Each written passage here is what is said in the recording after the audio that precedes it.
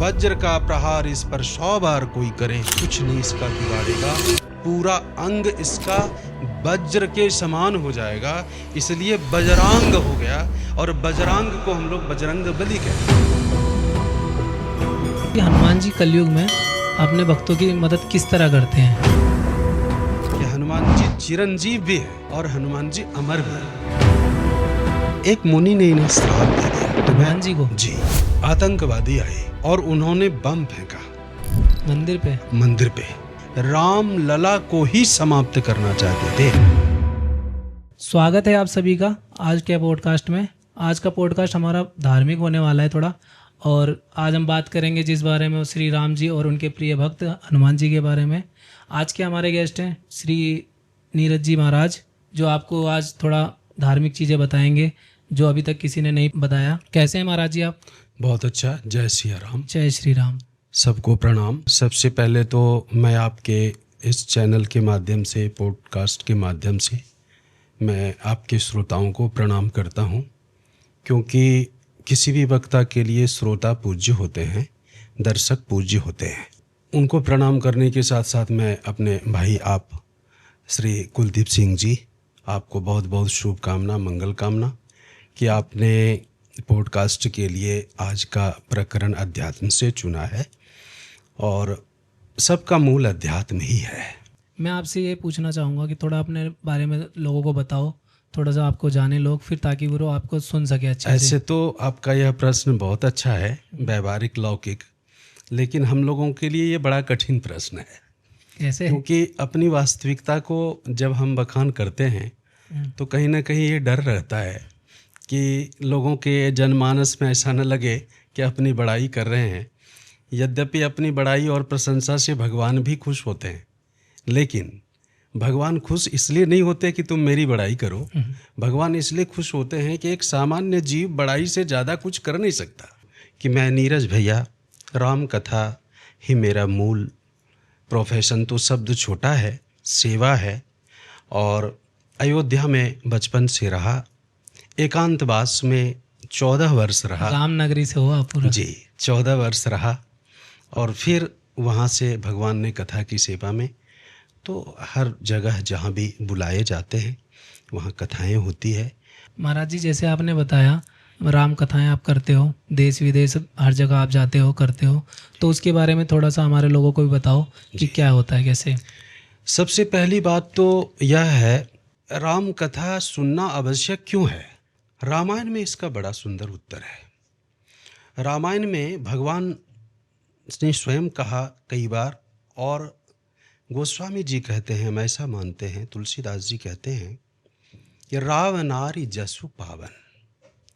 राम जी के का जो यश है वह पवित्र है। पवित्र यश है, तो मेरी क्या ड्यूटी है, हम क्या करें? गोस्वामी जी कहते हैं गावहीं सुनहीं जे लोग, जो गाएगा और जो सुनेगा तो क्या होगा? का राम जी का चरित्र पवित्र है। उस पवित्र चरित्र को जो गाएगा, जो सुनेगा, तो उसको क्या होगा? का राम भगति दृढ़ पावहीं। रामायण की चौपाई है, दोहा है। इसका मतलब राम भगति, राम जी महाराज के श्री चरणों की दृढ़ भक्ति प्राप्त कर लेगा, पा लेगा। अच्छा। और राम भगति दृढ़ पावहीं बिनु विराग जप जोग। उसके पास वैराग्य न हो तो भी, वह जप न करता हो, माला न चलाता हो तो भी, वह योग से जुड़ा न हो तो भी, अर्थात किसी भी नियम संयम व्रत और अनुष्ठान आदि अगर वह न कर पा रहा हो तो चलेगा। बस इतना करे कि भगवान की कथा का श्रवण करे और गाए, श्रवण कराए। इन दोनों पद्धति से भक्ति मिलेगी, और भक्ति से जीवन में सुख शांति का प्रादुर्भाव हो जाएगा, प्रकट हो जाएगा, भक्ति मिल जाएगी। तो भक्ति से सुख शांति अगर मिली तो हम ये सीना ठोक कर कह सकते हैं, डिम डिम घोष करके शास्त्रों ने कहा है कि भक्ति जिसको प्राप्त हो जाएगी उसको सुख शांति मिलेगी। और सुख शांति एक ऐसा वस्तु है जो कोई भी जीव, चाहे जलचर हो, थलचर हो, नवचर हो, सब चाहते हैं। तो इसलिए आज के परिवेश में राम कथा, कृष्ण कथा, भगवत कथा की उपयोगिता है और होनी चाहिए। महाराज जी, मेरा आपसे सवाल है कि राम जी के लिए हनुमान जी इतने प्रिय क्यों थे? भगवान के प्रिय तो बहुत हुए, लेकिन ये हनुमान जी ऐसे प्रिय हुए कि गोस्वामी जी कहते हैं अपने बस करी राखे रामू।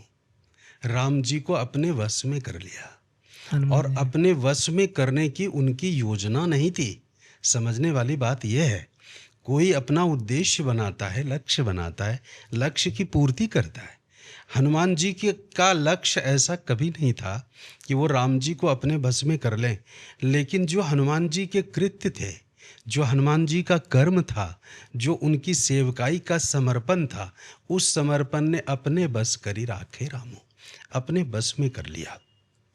और इतना बस में किया कि इतने भक्त हुए। सबरी जी भक्त हैं, विभीषण जी भक्त हैं, नल नील भक्त हैं, सब तो भक्त ही हैं।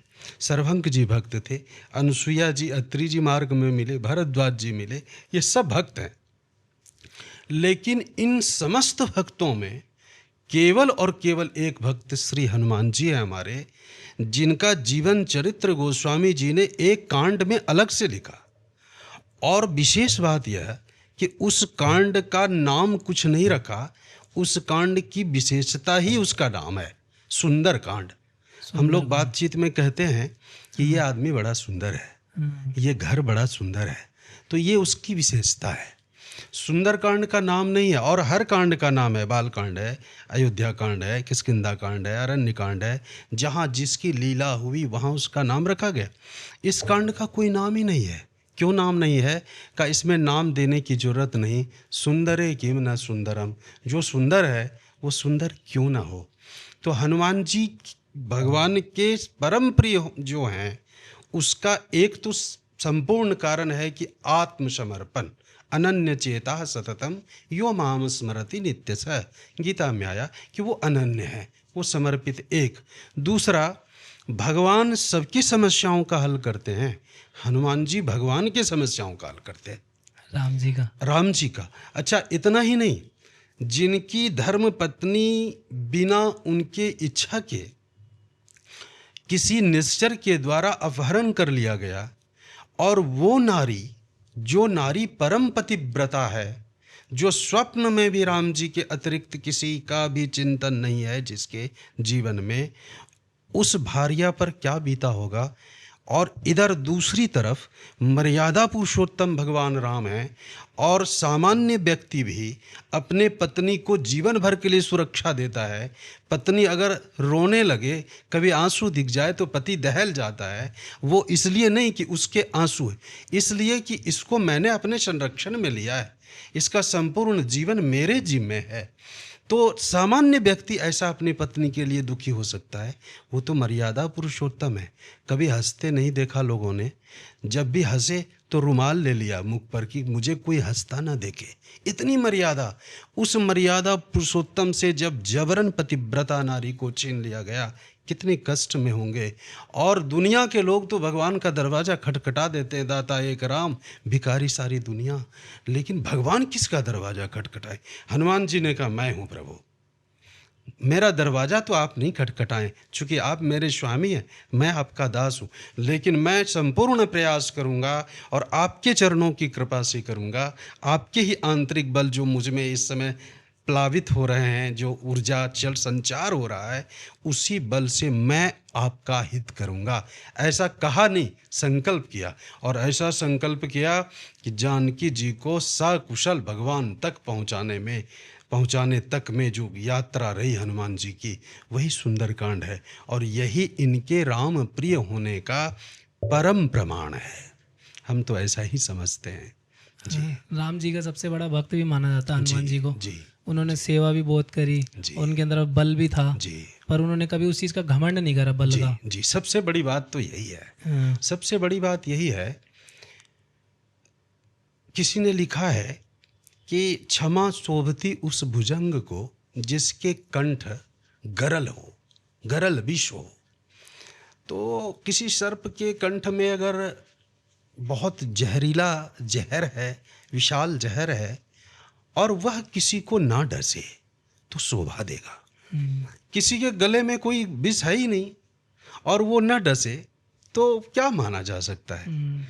हनुमान जी के पास में नवनिधि, अष्ट सिद्धि नवनिधि के दाता, 8 सिद्धियां और 9 निधियां, ये सब उनके पास है।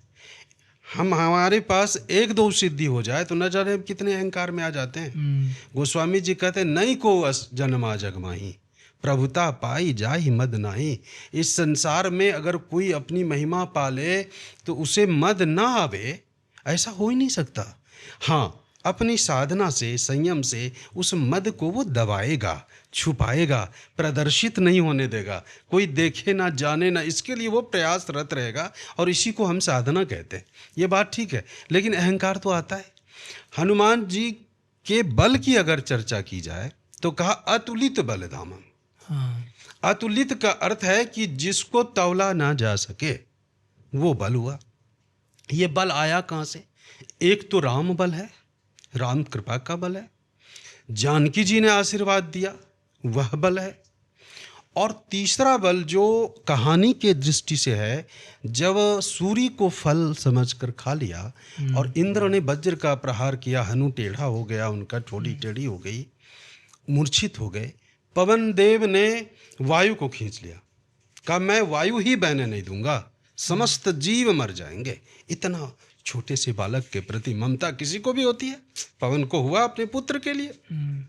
और पवन तनय बल पवन समाना, ये जो है बल कितना है, का पवन के पुत्र हैं और पवन के समान बल है, पवन के समान बल है। पवन रोक लिया, जब रोक लिया तो सारे देवता घबरा गए। अब क्या होगा? सारे देवता पवन के पास गए, पवन देव क्या कर रहे हैं आप? कहा तुम लोगों ने क्या किया? कहा हमने तो कुछ नहीं किया। कहा मेरे बच्चे की टोड़ी तोड़ दी, वज्र चला दिया उस छोटे से बालक पर, उसका क्या दोष था? उसको सूर्य से क्या दुश्मनी थी? अगर सूर्य से दुश्मनी होती है हनुमान जी को, तो सूर्य को बाद में गुरु नहीं बनाते, उसकी भी कथा विस्तृत है। तो सूर्य से तो कोई दुश्मनी नहीं थी। इंद्र ने कहा हमसे गलती हुई।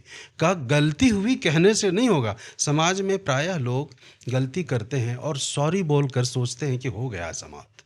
नहीं, सॉरी बोलने से केवल नहीं होगा।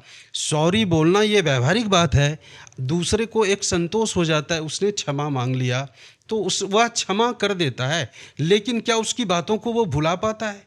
नहीं, उसकी बातों को कभी नहीं भुला पाता क्षमा करने के बाद भी। लेकिन क्षमा एक सॉल्यूशन है, दोनों का एक पुल है जो इस किनारे से उस किनारे को मिला देता है। तो कहा कि मुझसे भूल हो गई। कहा ऐसे नहीं होगा, इसके लिए तुम्हें प्रायश्चित करना होगा। तो क्या प्रायश्चित करूं? तो कहा कि वो आप देखो, पवन और हवा वायु को रोक लिया गया है, धरती उथल पुथल हो रही है, हर सृष्टि में उथल पुथल मच गया, संतुलन बिगड़ गया, अब क्या होगा? तब सारे देवता इकट्ठे हुए और इस बालक मूर्छित के पास पहुँचे, हनुमान जी के पास। जब हनुमान जी के पास पहुँचे तो मूर्छित थे। पवन की ममता वह उमड़ गई, पवन मानो पवन देव रोने लगे। पवन देव कहने लगे कि मेरा छोटा सा इतना नाजुक बालक, और इस बालक को इंद्र ने मारा, मैं इंद्र से दुश्मनी भी नहीं कर सकता और बच्चे के लिए मैं रो रहा हूँ, मैं क्या करूँ? पवन देव चुप है। इंद्र ने कहा कि महाराज मैं अपने पाश्चाताप स्वरूप आशीर्वाद इस बच्चे को देता हूँ कि वज्र का प्रहार इस पर 100 बार कोई करे, कुछ नहीं इसका बिगाड़ेगा, पूरा अंग इसका वज्र के समान हो जाएगा, इसलिए बजरांग हो गया। और बजरांग को हम लोग बजरंग बली कहते हैं। तो ये इंद्र ने बल दे दिया। वरुण ने कहा जल में नहीं डूबेगा, अग्नि ने कहा अग्नि जला नहीं पाएगी, सभी देवताओं ने, देवगुरु बृहस्पति ने कहा कि जिसका कोई गुरु ना हो वो हनुमान जी को गुरु मान ले। गोस्वामी जी ने कहा जय जय जय हनुमान गोसाई, कृपा करो गुरुदेव की नाई। सब ने अपने अपने तरफ से, सूर्य ने कहा मेरे समान तेज होगा, चंद्र ने कहा मेरे समान शीतलता इसको मैं प्रदान करता हूँ, इस बच्चे को आशीर्वाद देता हूँ। सब ने आशीर्वाद इतना दिया कि जैसे मोती बिखरे हुए हों और हमारा पात्र जितना हो, सारा पात्र हम पूरे मोती को चुन चुन के भर लें। ऐसे ही हनुमान जी के जीवन में ये समस्त देवताओं के द्वारा दिए गए बल रूपी मोती को पवन देव ने चयन करके हनुमान जी पर डाल दिया, इसलिए ये अतुलित बल धामम हो गए। तो एक एक व्याख्या श्री हनुमान जी की विकट है, विस्तृत है, और जितना कहा जाए उतना कम है। महाराज जी एक चीज़ और आपसे पूछता हूँ मैं कि राम जी से मिलने से पहले हनुमान जी का जीवन कैसा रहा? हनुमान जी का जीवन चरित्र जो इसके पहले रहा। यद्यपि हनुमान जी का परिचय राम जी से ही है। जब उनकी जीवनी को हम पढ़ते सुनते हैं तो अंजना नंदन कहते हैं। अंजना जी के पास बचपन में बड़ा नटखट जीवन था उनका, हनुमान जी का। और ऐसे भी जो बंदर जाति होती है उसको शाखा मृग कहते हैं। शाखा मृग का अर्थ है कि भूमि पर जितने हिरनियाँ चंचल, पेड़ों पर उतने बंदर चंचल। ये हनुमान जी का रूप जो असली था वो वानर रूप ही था या कुछ और भी नहीं, था? बानर रूप ही था। शुरू से बानर रूप ही था, क्योंकि अंजना बानरी का वर्णन आता है। अच्छा। तो बानर रूप ही था, और बानर रूप होकर भगवान के इतने प्रिय हुए वो, समझने जैसी बात यह है।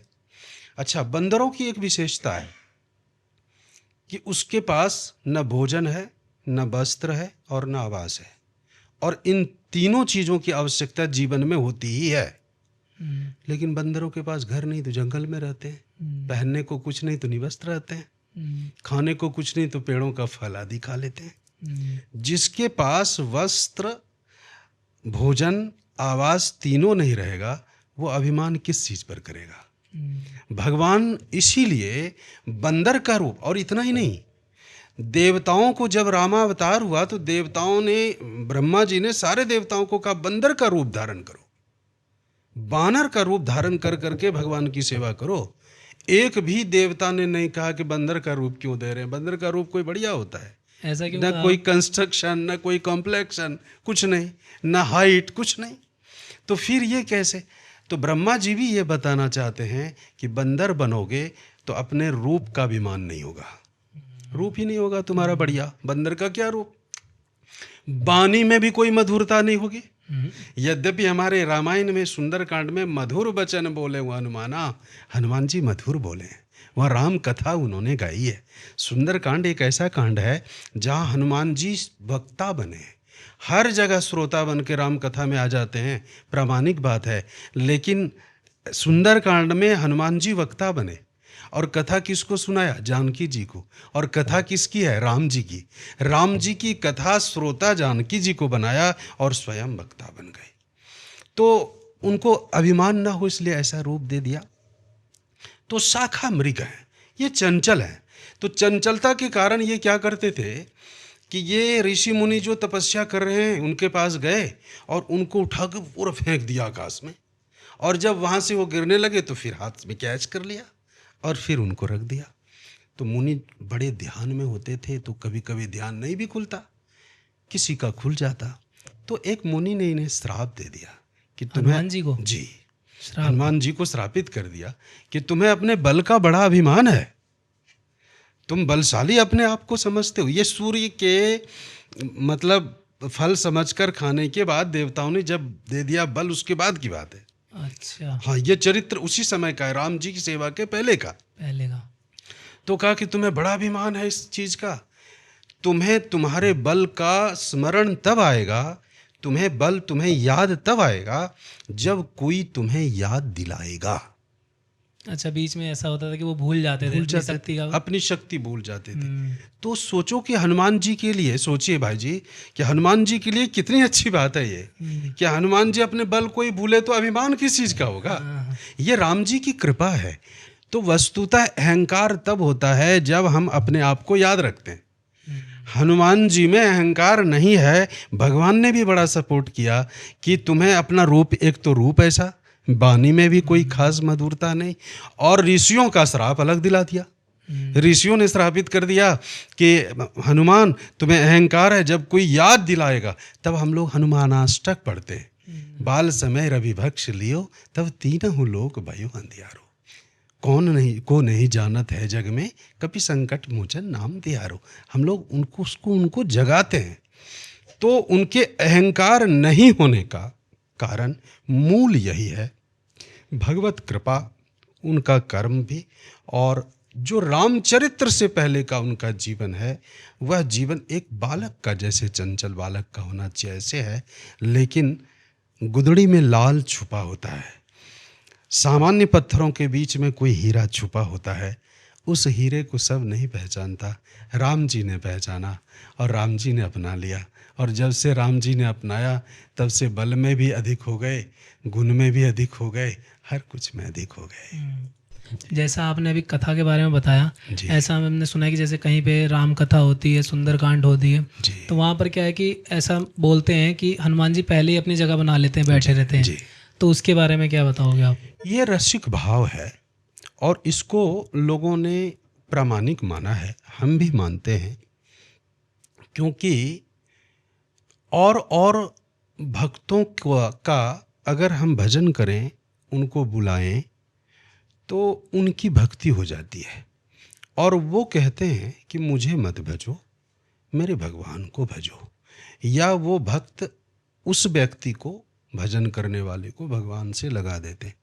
ये भक्त करते हैं। लेकिन हनुमान जी क्या करते हैं? कहा तुम्हारे भजन राम को भावे।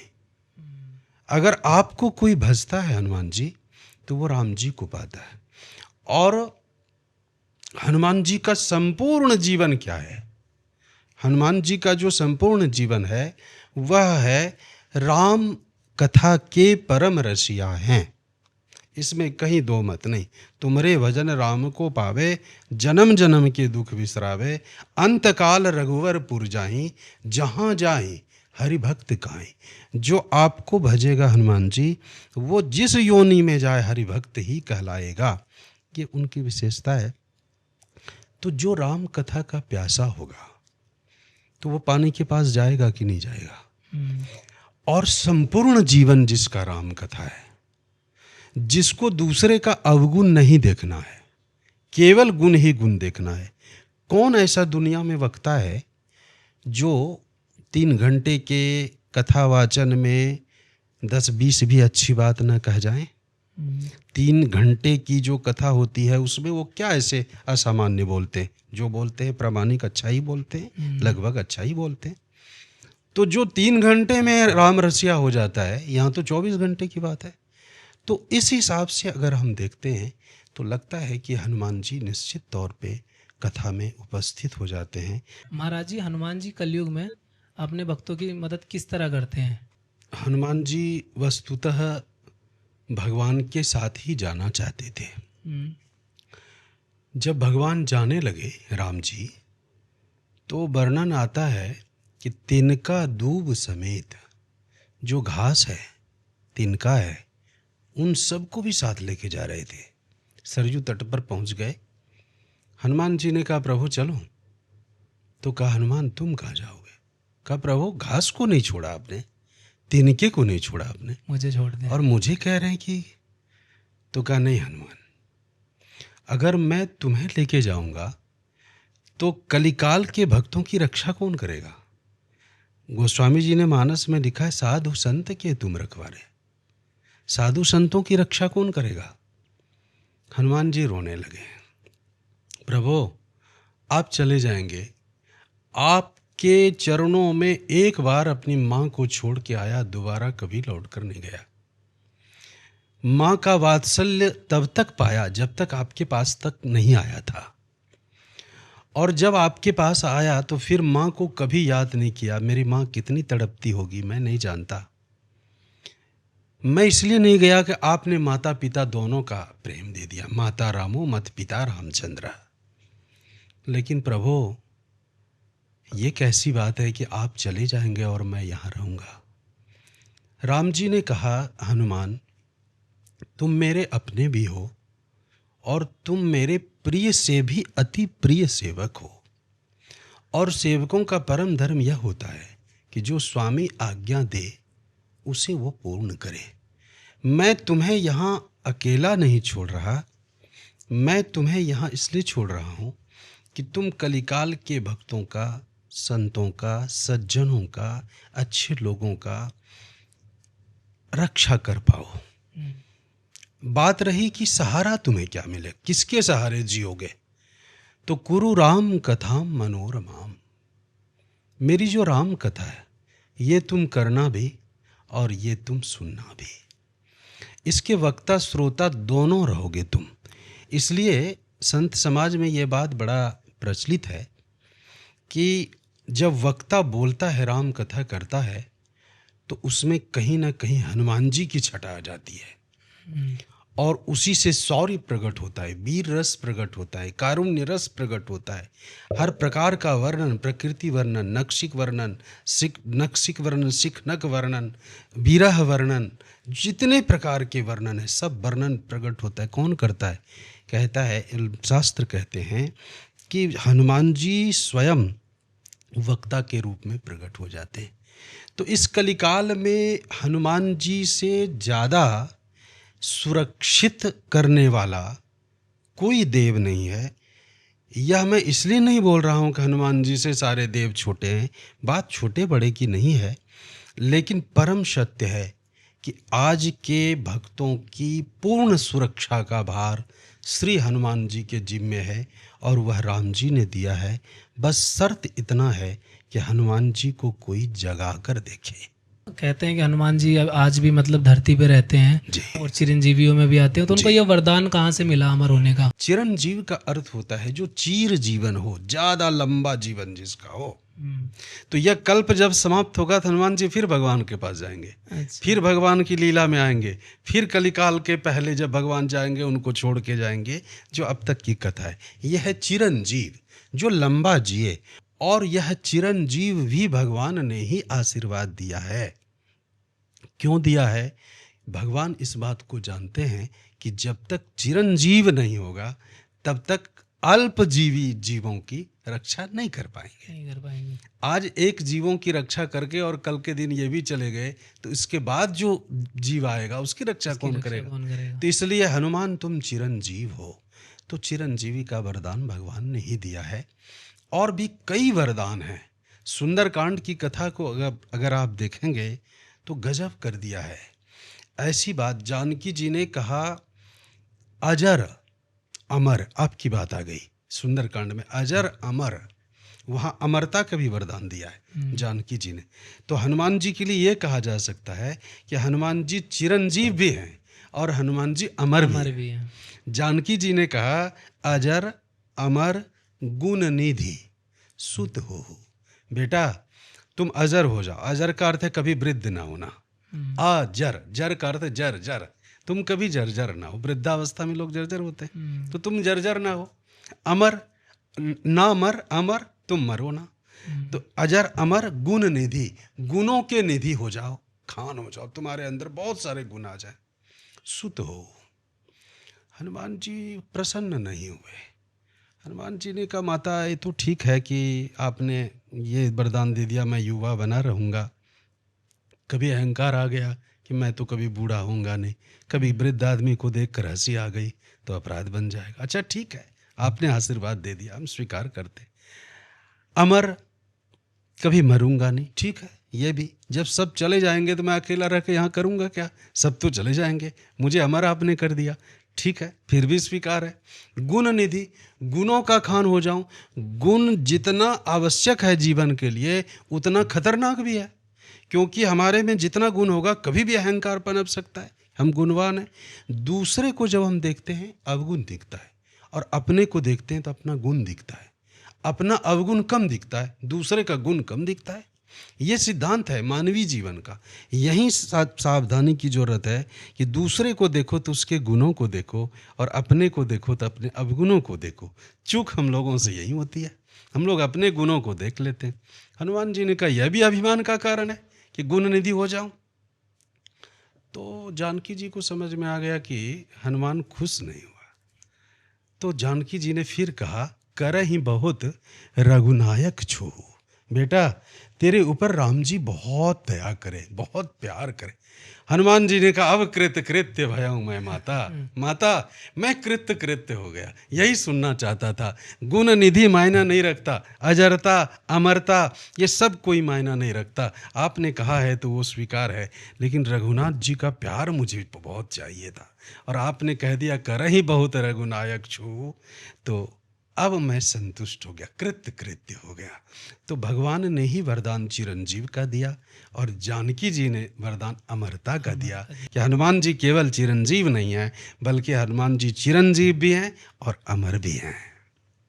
महाराज जी हनुमान चालीसा का जो जाप होता है जी। वो डेली करने से क्या लाभ होते हैं उसके? कलिकाल के लोगों के कल्याण कारक है। मैंने कई संतों से सुना और सत्य है, इसलिए मैं आपसे भी इसको शेयर कर रहा हूँ। सबसे जो हमारे सनातन धर्म का मूल ग्रंथ है वह वेद है। हम्म, वेद से जब नीचे उतरते हैं तो उसका भाष्य, उसकी टीका मानो उपनिषद है। उपनिषद से भी जब नीचे उतरे तो पुराण है, और पुराण से भी जब नीचे उतरते हैं तो महाभारत है। महाभारत से फिर नीचे उतरते तो उससे गीता जी निकाला गया तो वो तो महाभारत में आ गया। रामायण है। रामायण से भी जरा सा नीचे उतरते हैं, कलयुग के जीव हम लोग हैं, हम लोग कम मेहनत में ज़्यादा फल चाहते हैं। तो कम मेहनत कैसे करें? तो कहा कि रामायण पढ़ो। रामायण भी पढ़ने का टाइम नहीं मिल रहा है तो कहा तो फिर सुंदरकांड पढ़ो, उसका सार सुंदरकांड है। ठीक है, सुंदरकांड में भी 40 मिनट लग जाते हैं। जो अभ्यासी है 30 मिनट 20 मिनट में पढ़ लेता है, लेकिन प्रायः 40-45 मिनट लगता है। का सुंदरकांड का भी समय ना मिले तो क्या करे? तो का सुंदरकांड का सार भी हनुमान चालीसा। अब इससे नीचे मत उतरना। जिसने पूछा उसको मानो कहा संतों ने कि इससे नीचे मत उतरना। हनुमान चालीसा, ये सोचो कहाँ से वेद। आप सोचिए, वेद और वेदों से चल कर के संत लोग कहाँ आके स्टॉप लेते हैं? हनुमान चालीसा पर। क्यों लेते हैं? हनुमान चालीसा में बहुत सी चौपाइयाँ हैं। उन सारे चौपाइयों में जो हमें दिखता है, जैसे कहते हैं 100 बातों की एक बात, हम उसको 1000 बातों की एक बात कहते हैं। और देवता चित्त ना धरई, हनुमत से ही सर्व सुख करई। किसी को चित्त में रखने की जरूरत नहीं है, श्री हनुमान जी से ही सब सुख की प्राप्ति हो जाएगी। बस साधक एक जगह टिक जाए। तो हनुमान चालीसा की उपयोगिता आज के समय में यही है, कोई ग्रंथ न पढ़े, केवल हनुमान चालीसा पढ़े तो उससे सर्व कल्याण है और सर्व सुख की प्राप्ति है। सर्व सुख का अर्थ केवल भौतिक आध्यात्मिक नहीं, प्रत्येक सुख मिल जाएगा। महाराज जी, हनुमान चालीसा पढ़ते वक्त लोग ऐसी कौन सी गलतियां करते हैं जो उनको नहीं करनी चाहिए? हनुमान जी या भगवान बड़े क्षमाशील होते हैं। वो इतने अपने जनों के अवगुणों को नहीं देखते हैं, लेकिन फिर भी शास्त्र ने एक शब्द दिया है संयम। तो कौन सा संयम बरता जाए? प्रायः भूल हम लोगों से ये होती है कि जब हनुमान चालीसा हम शुरू करते हैं तो समाप्ति नहीं होता। बीच में ये लाइन इधर की, ये लाइन उधर की आ जाती है, और पढ़ते पढ़ते पढ़ते पढ़ते लास्ट आता ही नहीं है। ये एक तो ये भूल होती है प्रायः। दूसरा, हम लोग बहुत स्पीडली इसको करते हैं। किसी भी मंत्र को श्रद्धा से किया जाता है। हनुमान चालीसा का प्रत्येक दोहा, प्रत्येक चौपाइयाँ ये मंत्र है, और मंत्र को हम अपने इष्ट को स्मरण करके उनके चरणों में मानो उस मंत्र को पुष्प बनाकर अर्पित कर रहे हैं। तो मैं आज के युवान भाई बहनों से या हनुमान चालीसा के पाठकों से मैं विशेष निवेदन करना चाहूँगा कि 5 मिनट भी नहीं लगता है पढ़ने में। उस 5 मिनट को आप 7 मिनट करिए, 10 मिनट करिए, और बड़े प्रेम से हनुमान चालीसा हाथ में लेकर पढ़िए ताकि भूल ना हो। और पूरी पूरी श्री गुरु चरण सरोज रज से लेकर और अंत तक पवन तनय संकट हरण मंगल मूर्ति रूप, अंत तक हम इसको कर सके। ये भूल मेरे समझ से नहीं करना चाहिए। हनुमान जी को हमें प्रसन्न करने के लिए हमें क्या करना चाहिए महाराज जी? हनुमान जी को प्रसन्न करने के लिए ऐसे तो बहुत से लोग कहते हैं आप सिंदूर चढ़ा दो, आप चोला चढ़ा दो, आप लड्डू चढ़ा दो। ये सब बात ठीक है, हम इसका विरोध नहीं कर रहे हैं। लेकिन एक बात तो हम समझते हैं, शुद्ध घी की लड्डू की कमी हनुमान जी को नहीं है। हम जब लड्डू देंगे तब वो प्रसन्न होंगे, ऐसा नहीं है। एक भाव है हमारा तो ठीक है। लेकिन जो मूल शास्त्र ने बताया कि सबसे पहले तो अर्थ समझना ये है कि हम पूजा करते क्यों हैं, पूजा किस लिए होती है। प्रायः पूजा हम इसलिए करते हैं मेरी प्रसन्नता हो, लेकिन पूजा मेरी प्रसन्नता के लिए नहीं होती, भगवान की प्रसन्नता के लिए होती है। जितनी भी गोपियाँ थी कृष्ण चरित्र की, सारी गोपियाँ कृष्ण को प्रसन्न करने के लिए पूजा करती थी। इसी तरह से हनुमान जी को प्रसन्न करने के लिए अपनी प्रसन्नता को ध्यान में न रखें, सबसे पहली बात तो यह है।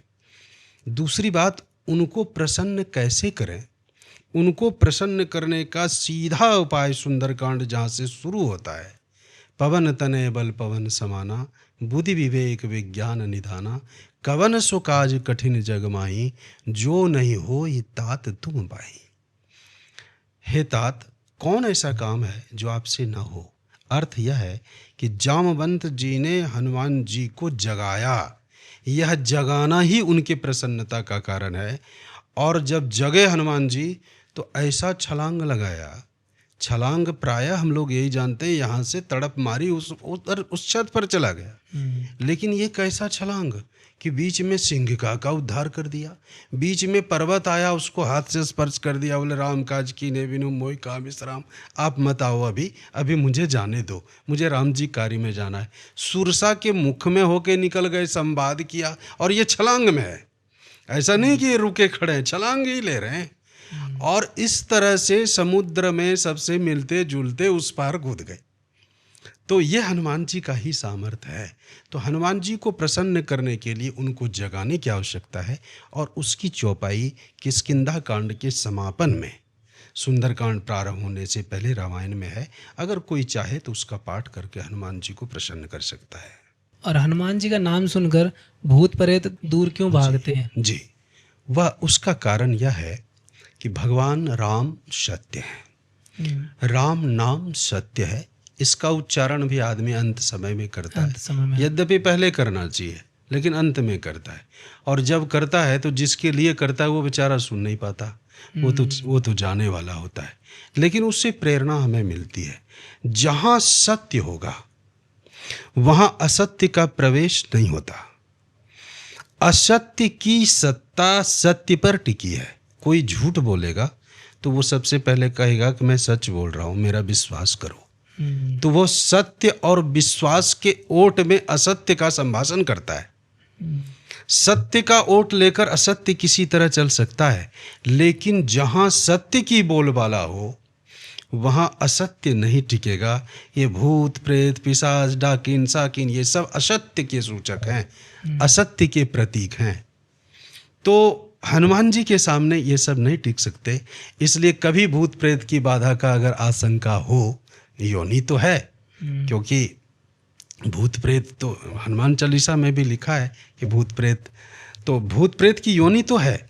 लेकिन भूत प्रेत का कभी भी आशंका हो तो वहाँ हनुमान जी का स्मरण किया जा सकता है, क्योंकि वो परम सत्य के उपासक हैं और सत्य के पास असत्य नहीं आता, आएगा तो भाग जाएगा। कहते हैं मतलब कि हनुमान चालीसा पढ़ोगे आप तो दूर भाग जाते हैं। तो हनुमान चालीसा इतनी पावरफुल किस लिए है? जी, हनुमान चालीसा पावरफुल इसीलिए है, इसमें गुरु के लिए बताया गया। जय जय जय हनुमान गोसाई, कृपा करहु गुरुदेव की नहीं। इसमें सर्व सुख के लिए बताया गया, और देवता चित्त न धरई, हनुमत से ही सर्व सुख करई। इसमें यह बताया गया कि जो हनुमान जी का भजन करेगा वह राम जी को पाएगा। इसमें यह बताया गया कि जिस भी योनि में अपने कर्म के अनुसार जाओगे वहाँ राम भक्त कहलाओगे, भगवान के भक्त कहलाओगे। यह किसी ग्रंथ में इतने सारे विशेषताओं का सामंजस्य नहीं है। हनुमान चालीसा में अपने जीवन को कोई समझना चाहे लोक की दृष्टि से तो परलोक की दृष्टि से तो, इन सब का सामंजस्य जिस चालीसा में है, छोटा है, 5-7 मिनट का अध्ययन में समय लगता है। तो इसलिए इसमें, और संत लोग कहते हैं कि इस कलिकाल में सारे शास्त्रों ने अपनी शक्ति हनुमान चालीसा में निहित कर दी है। इसलिए हमें लगता है कि हमारे सनातन धर्म का कोई घर ऐसा नहीं जहाँ कम से कम एक आदमी ऐसा ना हो जिसको हनुमान चालीसा याद नहीं होगा। हम प्रत्येक लोगों की बात नहीं करते, बचपन से सिखाया जाता है। घर में भी मैंने बच्चों को देखा है, और कई जगह कई घरों में देखा है कि हनुमान चालीसा माँ बाप पढ़ाते हैं। बड़ी सुंदर सुंदर बात आ रही है। आपका प्रश्न बहुत अच्छा लग रहा है हमें।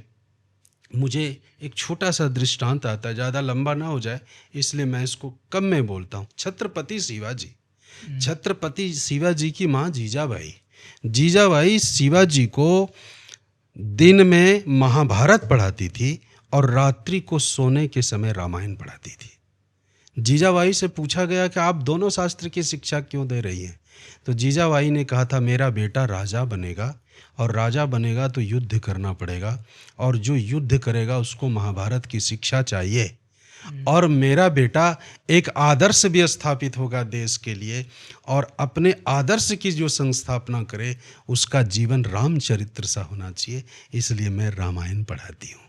तो रामायण और महाभारत दोनों की शिक्षा जैसे दी जाती थी ऐसे आज के परिवेश में हनुमान चालीसा की शिक्षा देनी चाहिए, क्योंकि वह चीज़ जो रामायण और महाभारत से प्राप्त है वो हनुमान चालीसा से प्राप्त हो जाता है। आदमी मान ले, मानो तो देव नहीं तो पत्थर। हनुमान जी का भी एक मानना है कि मतलब उनके नाम से पहले राम जी का नाम लो तब मैं प्रसन्न होऊंगा जी।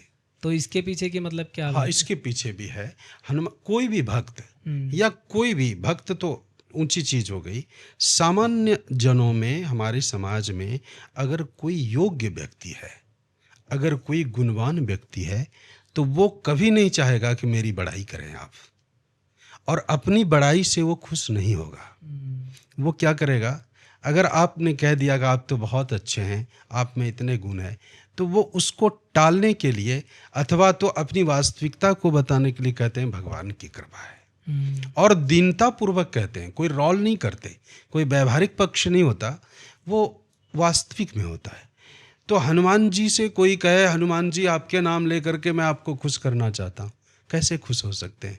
हनुमान जी सहज में कहते हैं कि मैं जिसकी उपासना करता हूँ उसको बुलाओ, और अगर मुझे भी बुलाओगे तो जानते हो मैं क्या करूँगा, मैं खुश होऊंगा तो मैं उनके पास ही तुम्हें ले जाऊंगा। जब रामायण और महाभारत का ऐसा प्रभाव जीवन में दिखा, संतों ने निचोड़ निकाला कि रामायण महाभारत तो इस कलिकाल में सबको पढ़ना संभव नहीं है, नहीं पढ़ सकता, इतना समय नहीं देगा, तो क्या करेगा?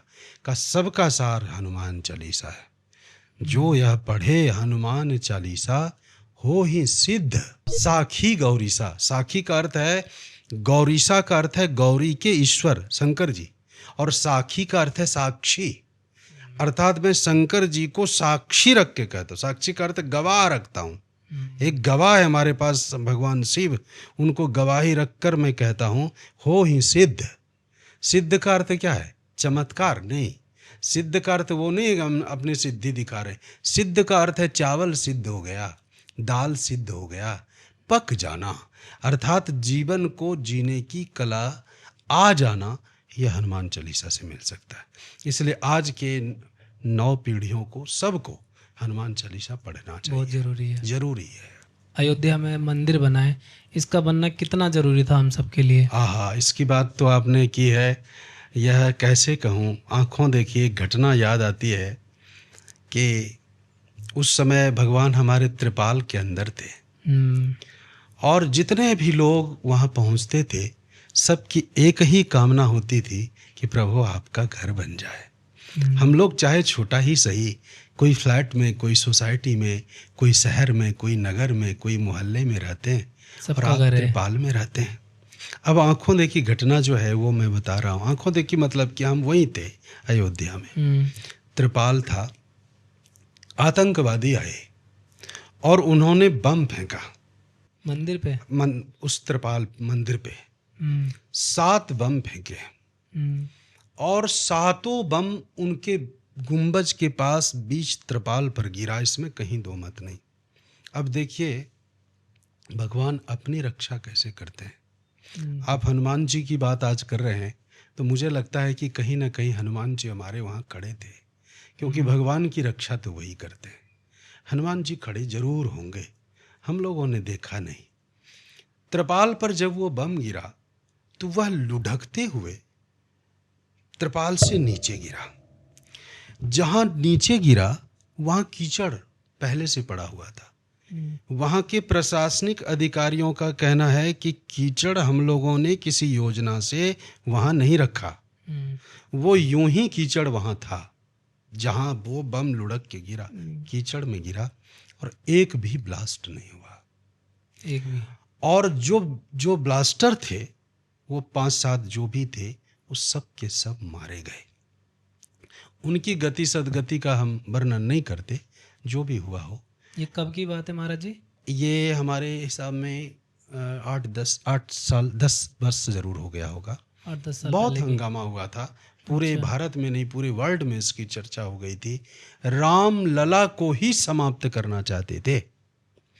अब इस प्रवृत्ति का व्यक्ति अगर यह प्रश्न करे कि सुख शांति कैसे मिलेगा, तो कोई भी सीना ठोक के कह सकता है कि कैसे मिलेगा वो तो बाद में बताऊंगा, तुम्हें तो नहीं मिल सकता, क्योंकि तुम तो भगवान के ही अपराधी हो, भगवान के विरोधी हो। और इस भाव की रक्षा के लिए त्रिपाल से निकलकर महल में आना बहुत आवश्यक था।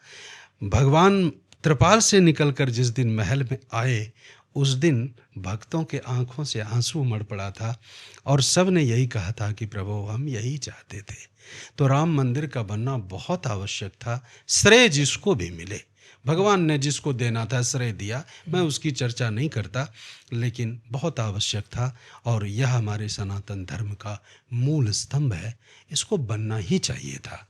तो बहुत बहुत रामलला को भी हम प्रणाम आपके माध्यम से करते हैं और आपका भी प्रणाम वहाँ पहुँचाएंगे। चूँकि मैं अयोध्या का हूँ तो उनके चरणों के पास रहने वाला हूँ, महाराज रहता जी हूँ। जैसे आप अयोध्या से हो, जी। तो आपने उनको त्रिपाल में भी देखा, बिल्कुल। और आज महल में भी देखा। बिल्कुल। तो आपके अंदर क्या मतलब भाव जगते हैं उसको भाव देख भाव के? अब ये जगता है कि हे राम जी, अब तक तो आपको देखकर आपके वनवास की लीला का स्मरण आता था कि भगवान वहाँ कैसी कुटिया में रहते थे।